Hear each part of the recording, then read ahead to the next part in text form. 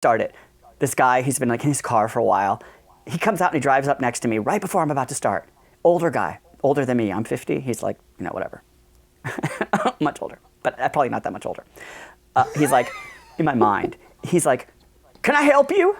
Not she done with Southern accent. Could I help you? I was like, no. He's like, huh? And he drove away. And then I started doing it like instantly. You didn't say, well, if you know being alive. Right, sure, right. But he was asking me, he wasn't asking me like, I've had people come up and say, are you okay? Because I'm on the ground like doing something and they're like, are you okay? And I'm like, yeah, I'm just dancing. But in this case, he was saying, can I help you? Like, you're in my neighborhood, what are you doing here? And I'm like, I'm white, I'm doing whatever I want, I'm not hurting you, no thank you, right? I said just like, no. And he was like, and he drove away. Ta-da! Interesting. And I just did it, and I started instantly. And I knew he was behind me, and that gave me even more energy to be dropped into it and be like, I'm gonna do the hardest, most dropped in show. You didn't touch me. You know what I mean? You didn't touch my energy. Sorry, you're having a bad day. I'm not hurting you, I got a mask on. I'm in the middle of the street, but I'm watching. You're good. Right. You can go to work or whatever it is you need to do. You know? Yeah. And so I will, but I don't get many people. That's the only time anybody has ever been like that. I've had people, as I said, like one time I did, I don't want to be alone, where's my man, Eartha Kitt.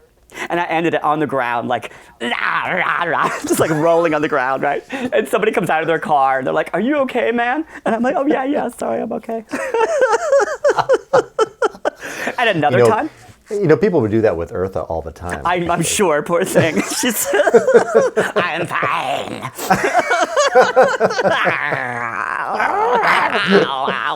Are you fine, Miss Kit? I don't know. She's fine enough, I don't know whether to clap or throw a chew toy. I don't know where we are. Where are we? Where are we? Why is Eartha Kitt still alive? So this is actually. There were a couple powerful moments. I mean, if we're going to talk about my dance stuff now, we seem we're on that. Sure. One time I did S.O.B., Son of a Bitch, which is by You don't have to explain Sweats. cursing to me. I'm not that far gone. What's that? You don't have to explain. It could have been the movie. It could have been I've been out. with Julie Andrews. I've been out of the world for a while. S.O.B. means son of a bitch, father. What? It's not bitch in the pejorative sense, though. Just, you know what I mean, right. generally. But the song, I don't know if you know the song, but the song is somebody in the Night Sweats. I can't remember his name. God, horrible. Not Nathaniel Hawthorne, something like that. He's singing a song about, like, son of a bitch, give me a drink. And it's a whole song about his, or at least his characters, trying to recover from being an alcoholic. And it's pretty intense, but it's in this old, like, this old, like, kind of gospel, like, whatever, railroad song kind of style. Great.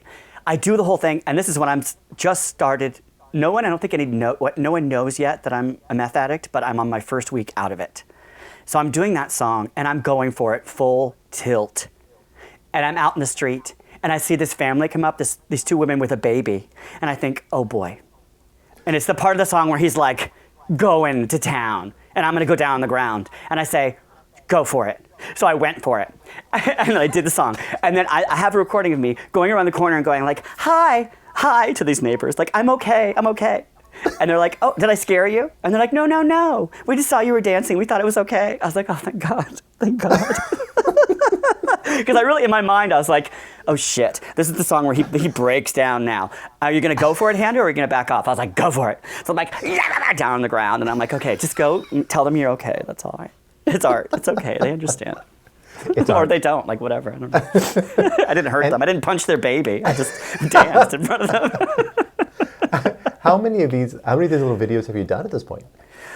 Oh God, I started cataloging them. There's probably over 400.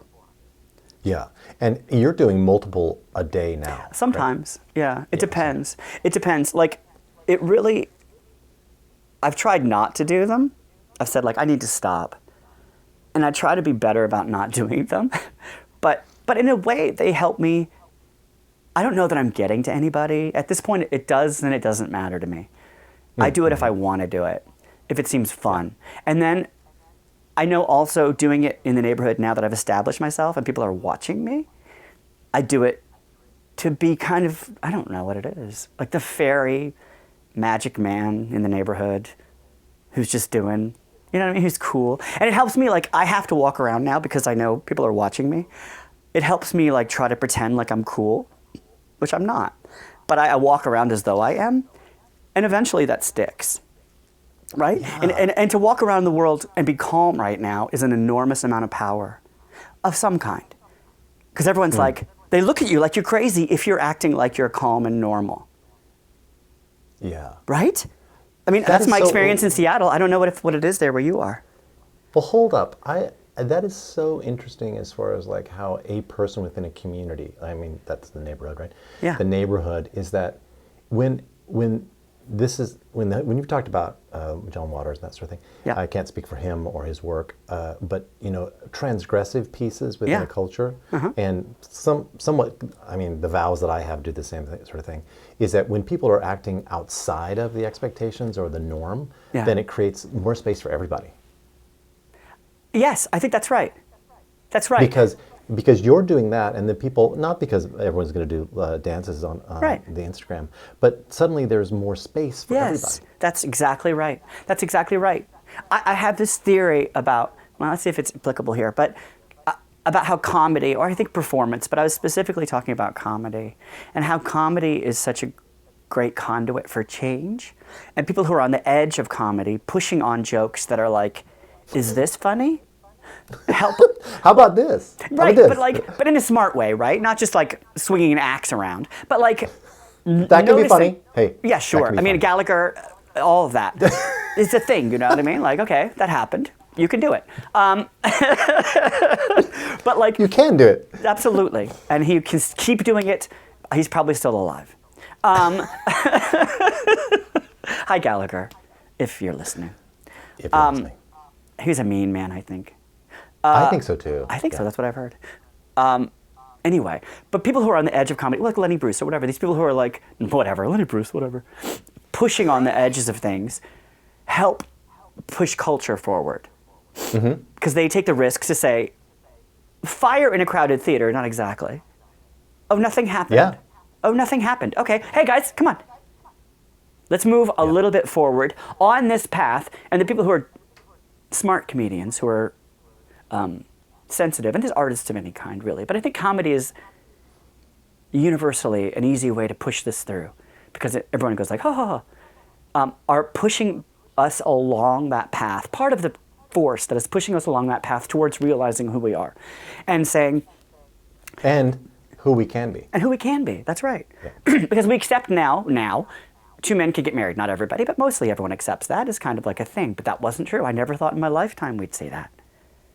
And I think partly comedians helped push on the edges of that. Like, even something as horrible as I mean, I didn't see it. I don't know if it's horrible, but that movie with Kevin Joyce. No, not Kevin Joyce. You know Kevin Joyce. Kevin Joyce. Kevin James. Hi, Kevin Joyce. I hope you're listening. Hi, Kevin. Hi, Kevin. What are you doing? Kevin James and what's his name? Now We're Married. Now I pronounce you Bill and Ted or whatever it was. About the two firefighters that get married. Yes. Right, so that's like probably was not a great movie, but it like a certain group of people saw that, and I think both of those guys are probably all right, and they probably like pushed the message that much forward, right, to the place where a certain person could see that movie and maybe she changed slightly. You know what I mean? Yeah, like I normalized a little completely bit. agree. I completely agree because I'm in the sort of or next to the world of academics, right? And Right. within academics, As you've there's, said. Yes, maybe I brought this up.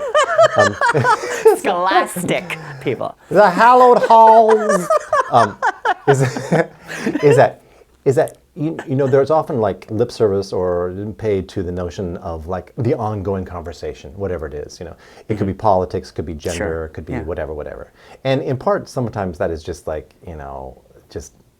they're just making it up, or Yeah. they want to be part of. They want this, but Right, I right. think it really exists. There There is a absolutely national does. conversation. Yes. There are, and those conversations change and Yes, they shift. absolutely And they they move do. forward or they move back. And they're over not the past written 4 down. years, no, the last 4 years, people have had a conversation that, the conversation has gotten a lot meaner. Absolutely. In In some ways. Yeah. In some ways, but not always. Not in Yeah. all ways. And in some conversations have gotten more intimate. I think we're still, there's still a racial problem in America. Really? Yeah, Or you I'm think sorry maybe to just a bust- little bit? Yeah, I know that you're in Wallingford, but I'm in the Bronx, buddy. That's right. You guys got it figured out. But here in Wallingford, but Yeah, it's there's fierce. still these racial issues. But there's a conversation happening that's very contentious still, and isn't happening out in the open. I don't know where it's happening because we can't all meet, but it's happening online. It's happening all these different places about how do we, white people who are like thought they were cool, and people of color. Well, okay. Well, I have to forgive myself for what I did because what can I do? And you have to at some point trust me and forgive me. And so that conversation is happening, right? And I understand, and not every white person understands this. It's like, well, you can't just walk up to people of color as a general thing, whatever, in